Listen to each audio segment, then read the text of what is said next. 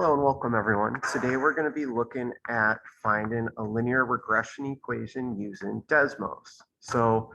One piece of advice, I'll explain this at the beginning of class, but you might want to kind of like half your screen. You might want to make half your screen, go to desmos.com.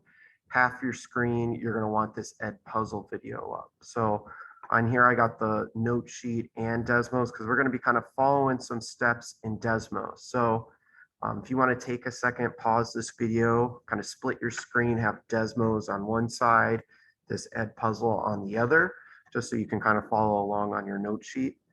But the first thing we're going to do today on desmos.com is just click Graphing Calculator.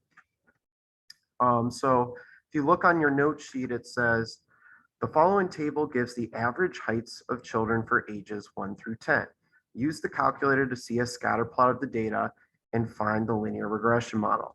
Then use the model to approximate the height of a 12-year-old child to see if it continues to follow this linear model. So if you kind of read my steps down here, the first thing we're going to do in Desmos, if you see this plus button in the top left of the window, you're going to click that and you're going to click table. So the first thing you want to do if you're entering in your data to come up with your line of best fit or your regression equation, you want to type in your value. So just to be clear, remember, this is my X variable, so that's age.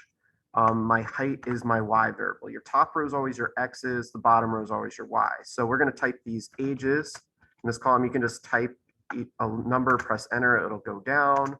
4, it's already starting to automatically see the pattern, but we're going to go all the way up to 10. Then we're going to enter in these Y values. Make sure you put the Y values in the correct spot. Like 73 has to be in the same row as 1. So like just make sure you do it in the same order. That is important because these are like each individual point. We're going to zoom out in a bit. We'll be able to see this on our graph. But it is plotting these points. We just can't really see them on our screen right now. Maybe I'll show you at the end how you can see, but realistically, it just plotted our points. So we've got our data entered. So that's step 1 and step 2.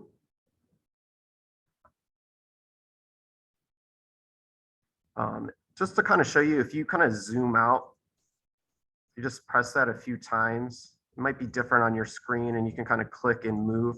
These are the points we just plotted. So you can kind of see, like, if we're drawing a line of best fit, it might look something kind of like that.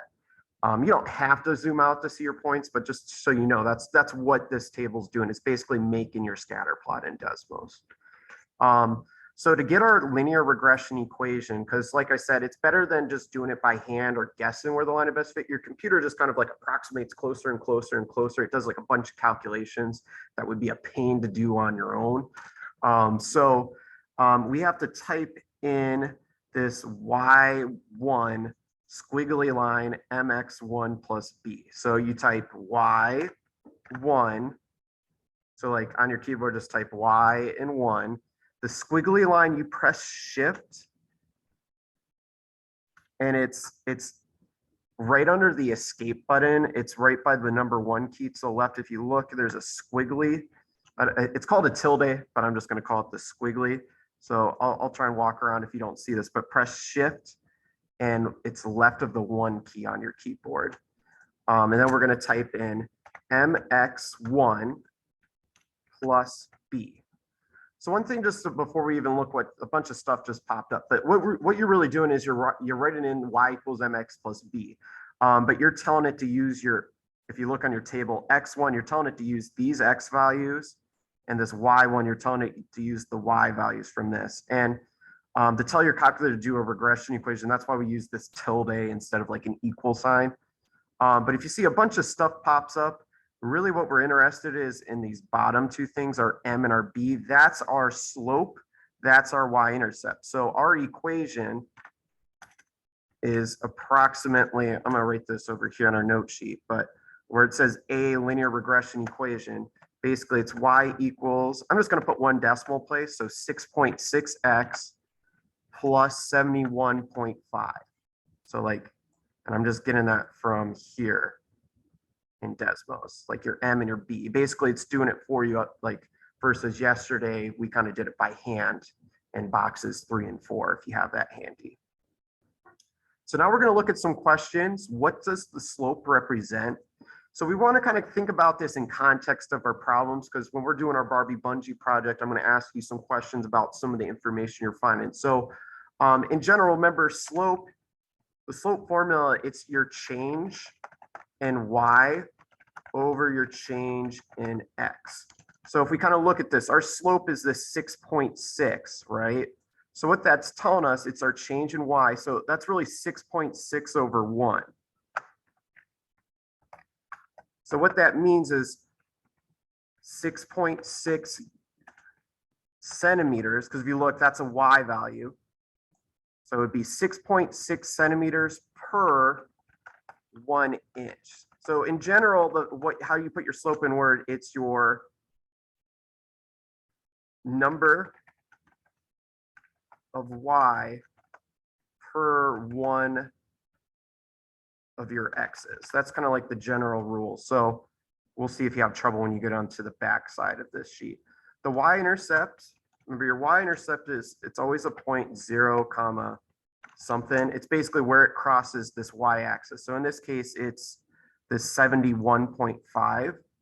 So our y-intercept is 0, 71.5. So what that means in words is, remember, 0 is our x value. So that's 0 years. So what this is telling us is for 0 years, we have 71.5 centimeters. So maybe a better way to put that, basically, if you are 0 years and 71.5 centimeters, that's basically your length, or we don't really call it height for a baby. That would be your length of a newborn. Basically, that's how big you're coming out. So that's the length that you start with. And then we got a question. It says, when the age is 12, what is the height? So if you remember, age is an x value. So you're going to plug in that into this equation for x. So we're going to have 6.6 times 12 and plus 71.5. And if you put this in a calculator, or you could even just type it into Desmos, 6.6 times 12 plus 71.5, you see it's about 150.7. So we would expect it to be about 150.7 centimeters. So you're going to try in the back side of this sheet with this table to get your linear regression equation. And then you're going to try and answer some of these similar questions. And I know it might be it was kind of hard for me to kind of do on the computer here, typing and stuff, but see if you can explain in words what your slope represents, and in words what your y-intercept represents in terms of your data. But I'll put some tips on the board to kind of help you. But you will be getting points today for the Edpuzzle video, and you'll be getting points for the back side of this note sheet where you're going to try and go through a problem on your own. So let me know if you have questions, but you should see it's easier to get your equation using technology. But it does let you and it lets you get a more accurate result as well than just doing it by hand. So have a good one, everyone.